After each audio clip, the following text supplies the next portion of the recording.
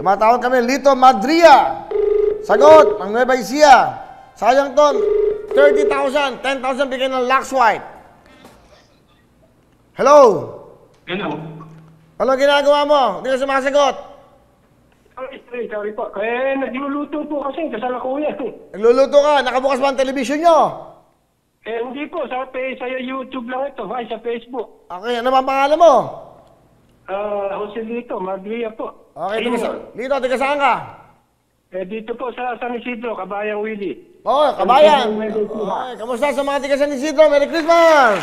Merry Christmas din po sa inyo dyan, sa Wawawin. Okay, ilan ba ang anak nyo? Dalawa lang po. Ano ba trabaho nyo? Wala na po, kasi may colon cancer ako eh. Kasalukuyang ginagamot eh. Ganun ba? Nagbibiro na po ako sa trabaho. Ilang taon na ba kayo? 64 na po. 64 na kayo. Pero nagluluto kayo ngayon nang tumawag ako. Opo, kasi kamamatay lang po ng asawa ko ng June. Ako nagluluto, namamalengke, naglalaba. Ganon. Parang Randy Santiago. Grabe. Pareho kayo ni Kuya Randy. Ganyan siya eh. Totoo yun. Wala Maganda. Tuloy-tuloy ang buhay. Dapat naman. Dapat na inaalagaan nyo inyong mga asawa. Di ba? Dapat lang.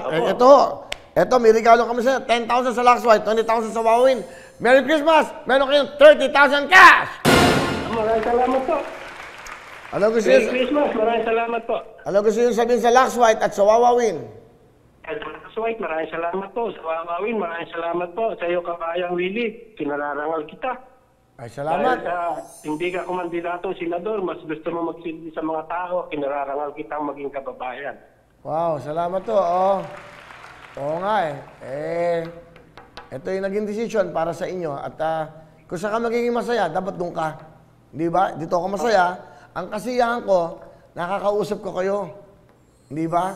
Halos araw-araw, yung mga saya nyo, ngiti, iyak, nadidinig ko. Pag nandun ako sa Senado, wala akong madidinig. Iba ho ang makakausap mo doon. So, mas importante, ang nakakausap ko, kayo. Kaya kayo ang bida sa programang ito. Ha? Sige ho. Merry Christmas ho, Mandito, Madria ng Nueva Ecija. Merry Christmas, 30,000! Wawawin ang lahat sa aming pagbibigay ng saya at pag-asa ng iyong hinihintay.